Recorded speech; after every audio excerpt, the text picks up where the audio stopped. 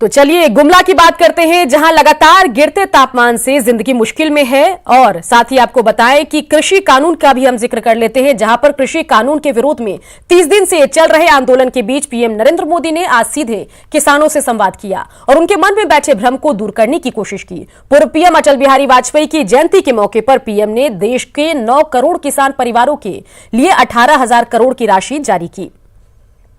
BJP का अटल किसान संवाद, किसानों से पीएम की सीधी बात। गगन जी नमस्कार। प्रणाम सर। जय हिंद। अरुणाचल के लोगों को तो जय हिंद कह रहा हूं। किसान आंदोलन के 30वें दिन पीएम नरेंद्र मोदी सीधे किसानों से रूबरू हुए, उन्हें कृषि कानून से जुड़ी बातें समझाई तो किसानों के उस भ्रम को दूर करने की कोशिश भी की, जिसे लेकर किसान संगठनों और सरकार के बीच बातचीत कई दौर के बाद भी सही राह पर नहीं आ पा रही। पूर्व प्रधानमंत्री अटल बिहारी वाजपेयी की जयंती पर बीजेपी ने अटल किसान संवाद किया। देश के कई हिस्सों में केंद्रीय मंत्री समेत बीजेपी के कई नेता पहुंचे और किसानों संग चौपाल की। इस मौके पर पीएम किसान सम्मान निधि की अगली किस्त जारी की गई। पीएम ने 9 करोड़ किसान परिवारों के बैंक खाते में 18,000 करोड़ की राशि ट्रांसफर की।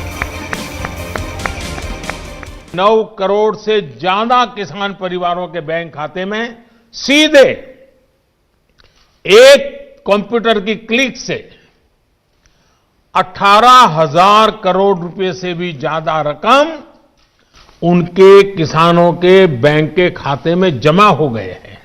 देश भर के किसानों को हर साल केंद्र सरकार की तरफ से 6,000 रुपए 3 किस्तों में दिए जाते हैं। किसानों से सीधे संवाद में पीएम ने उन्हें विपक्ष की ओर से फैलाए जा रहे भ्रम से बचने की सलाह दी।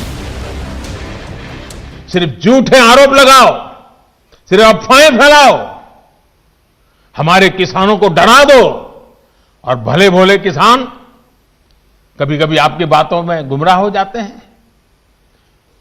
भाइयों बहनों, ये लोग लोकतंत्र के किसी पैमाने को, किसी पैरामीटर को मानने को तैयार नहीं है। पीएम ने किसानों को कृषि कानून से जुड़े फायदे बताए और इस कानून को किसान हित में बनाया गया देश का सबसे बेहतर कानून बताया। इन कृषि सुधारों के जरिए हमने किसानों को बेहतर विकल्प दिए हैं। इन कानूनों के बाद आप जहां चाहे, जिसे चाहे अपनी उपज बेच सकते हैं। किसान को इतने अधिकार मिल रहे हैं, तो इसमें गलत क्या है? इसमें गलत क्या है कि अगर किसानों को अपनी उपज बेचने का विकल्प ऑनलाइन माध्यम से पूरे साल और कहीं भी मिल रहा है। इससे पहले किसानों को संबोधित करते हुए केंद्रीय कृषि मंत्री नरेंद्र सिंह तोमर ने किसानों को बातचीत की एक और पेशकश की। तोमर बोले कि सरकार किसानों की हर मांग पर बातचीत को तैयार है। मैं उनको आग्रह करना चाहता हूं कि वो इस आंदोलन को त्याग कर, सरकार ने वार्ता का निमंत्रण दिया है, वार्ता पर आए और मुझे आशा है कि किसान इस बात को समझेंगे, नए कानून के मर्म को समझेंगे, नए कानून के महत्व को समझेंगे और हम समाधान की ओर अग्रसर होंगे। करीब 1 महीने से किसानों का एक धड़ा दिल्ली की सीमा पर डटा है। मांग है कि सरकार नए केंद्रीय कृषि कानून को रद्द करे। इससे पहले किसानों के साथ कृषि मंत्री ने कई दौर की बातचीत की, लेकिन बात बनी नहीं। सवाल है कि क्या पीएम के किसानों संग संवाद से भ्रम की स्थिति खत्म होगी और अन्नदाता अपना आंदोलन खत्म करेंगे? Bureau report, news 18 network.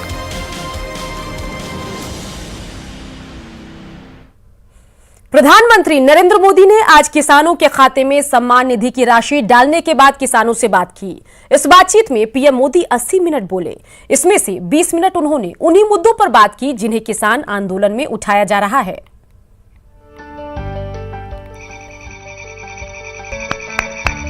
गगन जी नमस्कार।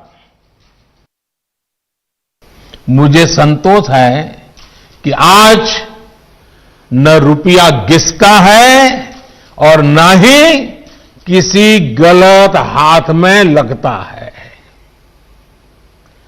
दिल्ली से जिस गरीब के लिए रुपया निकलता है वो उसके बैंक खाते में सीधा पहुंचता है। 70 लाख से अधिक किसान, मेरे किसान भाई बहन बंगाल के, इस योजना के वो लाभ नहीं ले पा रहे हैं, उनको ये पैसे नहीं मिल पा रहे हैं, क्योंकि बंगाल की सरकार अपने राजनीतिक कारणों से उनके राज्य के किसानों को भारत सरकार से पैसा जाने वाला है, राज्य सरकार को 1 कौड़ी का खर्चा नहीं है, फिर भी वो पैसे उनको नहीं मिल रहे हैं। केरल में एपीएमसी नहीं है, मंडियां नहीं है। मैं जरा इनको पूछता हूं, यहां फोटो निकालने के कार्यक्रम करते हैं, अरे केरल में आंदोलन करके वहां तो एपीएमसी चालू करवाओ। पंजाब के किसानों को गुमराह करने के लिए आपके पास समय है। केरल के अंदर यह व्यवस्था नहीं है। अगर ये व्यवस्था अच्छी है तो केरल में क्यों नहीं है? फसल बेचने के लिए किसान के पास सिर्फ एक मंडी नहीं, बल्कि उसको विकल्प मिलना चाहिए, बाजार मिलना चाहिए। हमने देश की 1000 से ज्यादा कृषि मंडियों को ऑनलाइन जोड़ा। इनमें भी 1 लाख करोड़ रुपए से ज्यादा का कारोबार किसानों ने कर दिया है। किसान ऑनलाइन बेचना शुरू किया है।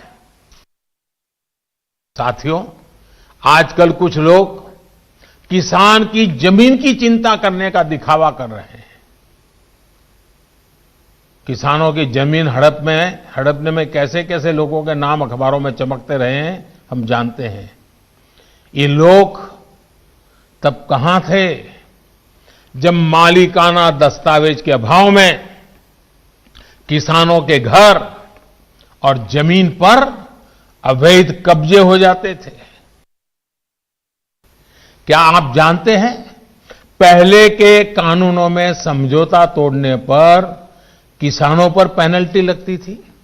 मेरे किसान भाइयों को भी ये किसी ने समझाया नहीं होगा, लेकिन हमारी सरकार ने ये सुधार किया और ये सुनिश्चित किया कि मेरे किसान भाइयों पर पेनल्टी या किसी तरह का जुर्माना नहीं लगेगा।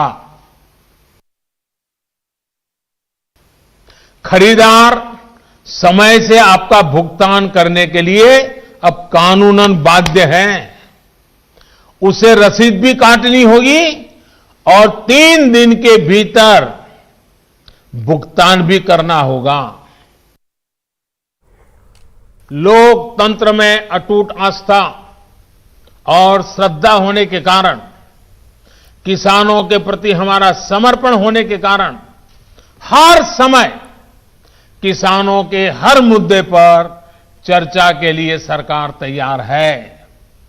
समाधान के लिए हम खुला मन लेकर के चल रहे हैं।